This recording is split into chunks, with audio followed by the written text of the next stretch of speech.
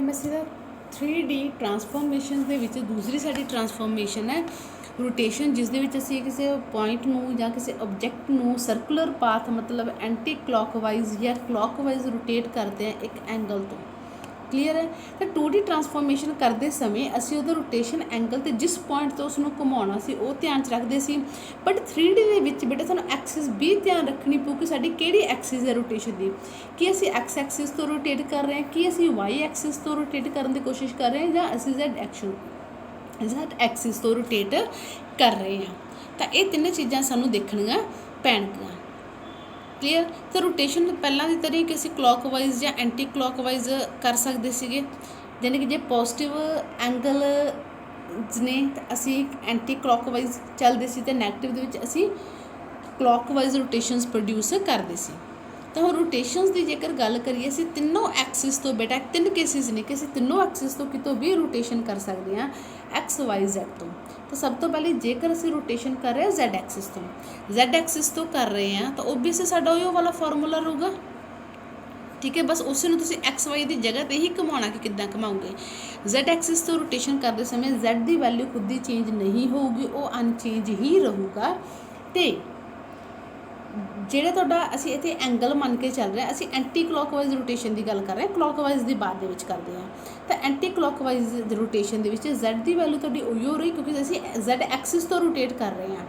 ਤਾਂ ਵਾਈ ਦੇ ਵਿੱਚ ਸਾਡਾ ਪੁਰਾਣਾ formula cos theta minus sine theta, Y ਦੇ ਵਿੱਚ sine theta plus cos theta, ਇਹਦੇ ਨਾਲ ਇੱਥੇ ਐਕਸ ਵਾਈ ਲਿਖ ਸਕਦੇ ਹੋ। ਜਿਹੜਾ ਸਾਡਾ ਮੈਥਡ ਸੀ ਪੁਰਾਣਾ ਜਾਂ ਇਹਦੇ ਨਾਲ ਹੀ ਇੱਥੇ ਤੁਸੀਂ ਲਿਖ ਦਿਓ। ਹੁਣ ਮੈਟ੍ਰਿਕਸ ਬਣਾਉਂਦੇ ਸਮੇਂ ਅਸੀਂ ਉਹੀ ਵੈਲਿਊਜ਼ ਲਿਖੀਆਂ, ਉਦੋਂ ਜਸਟ ਕੀ ਕੀਤਾ ਬਟ ਇਹਨਾਂ ਨੇ ਐਕਸ ਐਕਸਿਸ ਇੱਧਰ ਲਿਖਿਆ ਹੋਇਆ ਤਾਂ ਕਰਕੇ ਇੱਥੇ ਐਕਸ ਵਾਈ ਲਿਖਣ ਦੀ ਤੁਹਾਨੂੰ ਲੋੜ ਨਹੀਂ ਹੈਗੀ। ਕਲੀਅਰ ਹੈ। ਜ਼ੈਡ ਤਾਂ ਅੱਛਾ ਹੋਮੋਜੀਨਸ ਕੋਆਰਡੀਨੇਟ ਤਾਂ ਸਾਨੂੰ ਪਤਾ ਹੀ ਹੈ, ਹੋਮੋਜੀਨਸ ਕੋਆਰਡੀਨੇਟ ਜੇ ਆ ਐਕਸ ਲਈ ਆ, ਵਾਈ ਲਈ ਆ, ਜ਼ੈਡ ਲਈ ਆ, ਐਚ ਲਈ, ਹੈ ਨਾ। ਤਾਂ ਇੱਥੇ ਵੀ H1 ਇੱਥੇ ਵੀ H1, ਤਾਂ ਉਹ ਤਾਂ ਸਾਡੀ ਗੱਲ ਖਤਮ ਹੋ ਗਈ। ਹੁਣ ਵਾਰੀ I X Y Z the. Z ਅਸੀਂ ਕਿਹਾ ਅਨਚੇਂਜ ਹੀ ਰਹਿਣਾ, ਤਾਂ ਜ਼ੈਡ ਦੀ ਜਗ੍ਹਾ 'ਤੇ ਇੱਥੇ ਜ਼ੈਡ ਹੁੰਦਾ 1 ਕਰ ਦਿਓ, ਬਾਕੀ ਸਾਡੀ ਤੁਹਾਡੀ ਪੁਰਾਣੀ ਹੈ। ਐਕਸ ਅਤੇ ਵਾਈ ਦੀ ਗੱਲ ਕਰੀਏ ਤਾਂ ਐਕਸ ਦੀ ਵੈਲਿਊ 'ਚ ਦੇਖੋ ਐਕਸ ਕੋਸ ਥੀਟਾ, ਯਾਨੀ ਕਿ ਕੋਸ ਥੀਟਾ ਐਕਸ ਵਾਲੀ ਜਗ੍ਹਾ ਆਇਆ, ਮਾਈਨਸ ਸਾਈਨ ਥੀਟਾ, ਸਾਈਨ ਦੀ ਵੈਲਿਊ ਵਾਈ ਵਾਲੀ ਜਗ੍ਹਾ ਆਈ। ਕਲੀਅਰ। ਅਤੇ ਵਾਈ ਦੇ ਵਿੱਚ ਉਹਦੇ ਐਕਸ ਸਾਈਨ ਥੀਟਾ ਐਕਸ ਦੇ ਨਾਲ ਆਇਆ ਤੁਹਾਡਾ ਸਾਈਨ ਥੀਟਾ ਅਤੇ ਕੋਸ ਥੀਟਾ। ਇਹ ਸੀ ਰਿਪਰੈਜ਼ੈਂਟੇਸ਼ਨ ਜੇ ਅਸੀਂ ਜ਼ੈਡ ਐਕਸਿਸ ਤੋਂ ਰੋਟੇਸ਼ਨ ਕਰ ਰਹੇ ਹਾਂ, ਜਾਂ ਇਸ ਨੂੰ ਤੁਸੀਂ ਇਸ ਤਰੀਕੇ ਨਾਲ ਪੁਰਾਣਾ ਤਰੀਕੇ ਜਿਹੜਾ ਬੇਸਿਕਸ ਜਿਹਾ ਹੈ ਉਹਦੇ ਨਾਲ ਵੀ ਰਿਪਰੈਜ਼ੈਂਟ ਕਰਕੇ ਦਿਖਾ ਸਕਦੇ ਹੋ। ਜ਼ੈਡ ਐਕਸਿਸ 'ਤੇ ਐਂਗਲ ਥੀਟਾ ਲਾ ਕੇ ਘੁਮਾਇਆ ਕਿਸੇ ਪੁਆਇੰਟ ਪੀ ਨੂੰ, ਸਾਡੇ ਕੋਲ ਨਵਾਂ ਪੁਆਇੰਟ ਪੀ ਡੈਸ਼ ਬਣ ਕੇ ਆ ਗਿਆ। ਹੁਣ ਜੇ ਇਹ ਮੈਟ੍ਰਿਕਸ ਬੇਟਾ ਤੁਹਾਡੀ ਐਂਟੀ ਕਲੌਕਵਾਈਜ਼ ਦੀ ਸੀ, ਜੋ ਤੁਹਾਨੂੰ ਪਹਿਲਾਂ ਹੀ ਦੱਸਿਆ ਸੀ, ਤਾਂ ਕਲੌਕਵਾਈਜ਼ ਰੋਟੇਸ਼ਨ ਕਰਨ ਲਈ ਜਸਟ ਉਸੇ ਐਂਗਲ ਨੂੰ ਨੈਗੇਟਿਵ ਦੇ ਵਿੱਚ ਲੈ ਜਾਓ। ਇੱਥੇ -1 ਪਾ ਕੇ ਆਪਾਂ ਰਿਪਰੈਜ਼ੈਂਟ ਕਰਾਂਗੇ, ਅਸੀਂ ਨੈਗੇਟਿਵ ਦੀ ਗੱਲ ਕਰ ਰਹੇ ਹਾਂ। ਠੀਕ ਹੈ, ਆਹ ਵੈਲਿਊਜ਼ ਵੀ ਹੋਣਗੀਆਂ ਬਟ ਇੱਥੇ ਇਹਨਾਂ ਵੈਲਿਊਜ਼ ਨੂੰ ਲਾ ਕੇ ਨਹੀਂ ਦਿਖਾ ਰਹੇ ਮੈਟ੍ਰਿਕਸ ਦੇ ਵਿੱਚ, ਜਸਟ ਤੁਹਾਨੂੰ ਵੈਸੇ ਐਸੇ ਹੀ ਇੰਨੀ ਕੁ ਹੀ ਇਹਦਾ ਦੱਸਿਆ ਹੋਇਆ ਮੇਨ ਕੀ ਹੋਊਗਾ।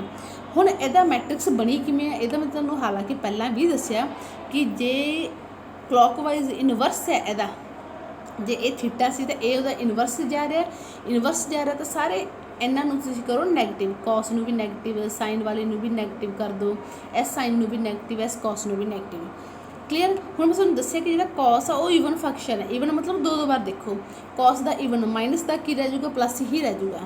ਸਾਈਨ ਔਡ ਫੰਕਸ਼ਨ ਹੈ, ਯਾਨੀ ਕਿ ਇੱਕ ਤਾਂ ਇਹਦੇ ਖੁਦ ਦੇ ਨਾਲ ਮਾਈਨਸ ਸੀ, ਇੱਕ ਅਸੀਂ ਮਾਈਨਸ ਪੁੱਟ ਕਰਤਾ। ਫਿਰ ਚੈੱਕ ਕਰੋ, ਇਹਦੇ ਅੱਗੇ ਮੈਂ ਮਾਈਨਸ ਲਾਇਆ, ਇਹਦੇ ਅੱਗੇ ਮਾਈਨਸ ਲਾਇਆ, ਇਹਦੇ ਅੱਗੇ ਮਾਈਨਸ, ਇਹਦੇ ਅੱਗੇ ਮਾਈਨਸ। ਕੋਸ ਦਾ ਮਾਈਨਸ ਤਾਂ ਬੇਟਾ ਈਵਨ ਫੰਕਸ਼ਨ ਹੋਣ ਕਰਕੇ ਪਲੱਸ ਹੀ ਨਿਕਲੂਗਾ। ਸਾਈਨ ਦਾ ਮਾਈਨਸ, ਇੱਕ ਮਾਈਨਸ ਮੈਂ ਲਗਾਤਾ ਇੱਥੇ, ਇੱਕ ਮਾਈਨਸ ਪਹਿਲਾਂ ਹੀ ਸੀ ਤਾਂ ਮਾਈਨਸ ਮਾਈਨਸ ਕੀ ਹੋ ਗਏ, ਪਲੱਸ ਹੋ ਗਏ। ਇੱਥੇ ਸਾਈਨ ਦਾ ਮਾਈਨਸ ਹੈ, ਸਾਈਨ ਔਡ ਫੰਕਸ਼ਨ ਹੈ, -1 ਹੈਗਾ, ਹੋਰ ਤਾਂ ਕੋਈ ਹੈ ਹੀ ਨਹੀਂ, ਇੱਥੇ ਮਾਈਨਸ ਆ ਗਿਆ। ਕੋਸ ਤੁਹਾਡਾ ਫਿਰ ਨੈਗੇਟਿਵ ਕੋਸ ਦਾ ਜਿਹੜਾ ਹੈਗਾ ਜਿਸ ਨੂੰ ਸੋਲਵ ਕਰਾਂਗੇ ਇਨਵਰਸ, ਤਾਂ ਉਹ ਕੋਸ ਹੀ ਆਊਗਾ।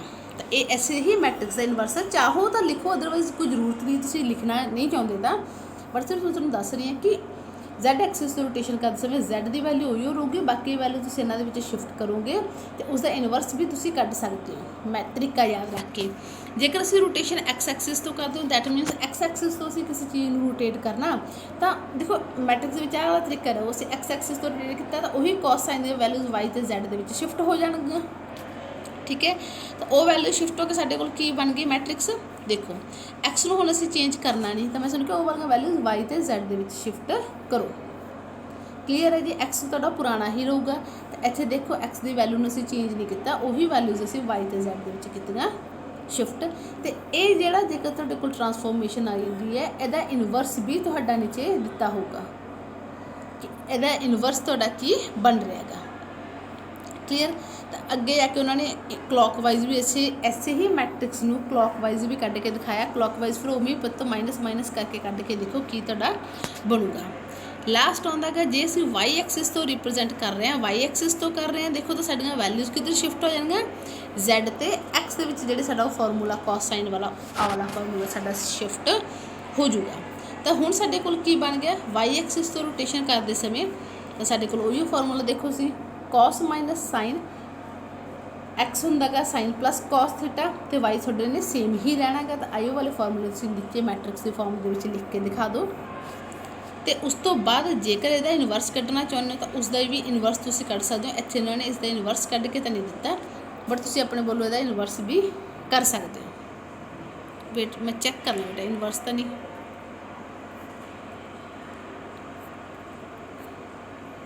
हाँ जी। तो आ मैट्रिक्स ही इनवर्स नहीं बेटा इत्थे किया होया तुहाडा, इनवर्स तुसीं चाहो तो कर सकते हो। हुण मैट्रिक्स की बनी इहदा एक सिंपल तरीका याद रखिया करो बेटा, इधर देखो उपर जैड की वैल्यू दे विच की हैगा कॉस थीटा जैड नाल आ रहा है माइनस एक्स साइन थीटा गा, यानी कि एक्स वाली जैड दे विच एक्स वाली जगह पे आ X Y Z H, X वाली जगह पे साइन थीटा आ जाऊगा क्योंकि साइन थीटा एक्स के नाल सी, कॉस थीटा जैड नाल सी, उत्थे आ गया। इदां ही इहदे विच देखो साइन थीटा जैड वाली जगह है, कॉस थीटा एक्स वाली जगह है, उत्थे वो वैल्यूज़ आ रही हैं। ये सी साडी रोटेशन, तीनों एक्सिस तो रोटेशन असीं देखी है। Then rotation from arbitrary axis space का मतलब होंदा कि असीं किसी एक्सिस तो नहीं किया ना, असीं एक्स तो ना वाई तो ना जैड तो, असीं वैसे ही आपदी कोई एक्सिस दे दी कि लो जी साडी एक्सिस है तो रोटेट करो, वो टॉपिक है। बट आपां नूं इसनूं करन दी लोड़ नहीं हैगी। बट तुहानूं मैं पहलां दस्सिया होया कि इहदे लई असीं करदे की हुंदे आ, तुहानूं ओरिजिन ही मतलब जिहड़ी एक्सिस है एक बेसिक्स दस रहे बेटा, कवर तो नहीं आपा करना। ये एक्स एक्सिस है, ये वाई एक्सिस है, ये जैड एक्सिस है। मेरा कोई पॉइंट है जो मैं रोटेट करने कहता, सपोज करो मैं कहता एस एक्सिस तो रोटेट करो, ठीक है। तो वो कहते कुछ नहीं, तुसी की करो उस पॉइंट में जो पॉइंट तुसी कह रहे हो ट्रांसलेट करना, उन्होंने रोटेट करके नीचे लियाओ, ओरिजिन ते लियाओ। ओरिजिन मतलब एक्स एक्सिस ते या वाई एक्सिस ते एक ते लियाओ ट्रांसलेट करके लिया सी, पहले ट्रांसलेशन ला ली, फिर उस दे उपर जो रिफ्लैक्ट रोटेशन करनी है वो रोटेशन कर दो, तो फिर जो असी ट्रांसलेशन की सी उहदा इनवर्स कर दो। इनवर्स करेंगे वापस उत्थे ही रखा मैं ट्रांसलेट करके, मतलब ट्रांसलेट असीं इन्हां तिन्नां पॉइंट्स एक पॉइंट ते ही करांगे, बट वो एक्सिस नूं असीं रोटेट करके इहदे नाल या इहदे नाल किसी एक नाल लै आवांगे ट्रांसलेट करके उहदे बराबर। तो इस साडा टॉपिक रोटेशन।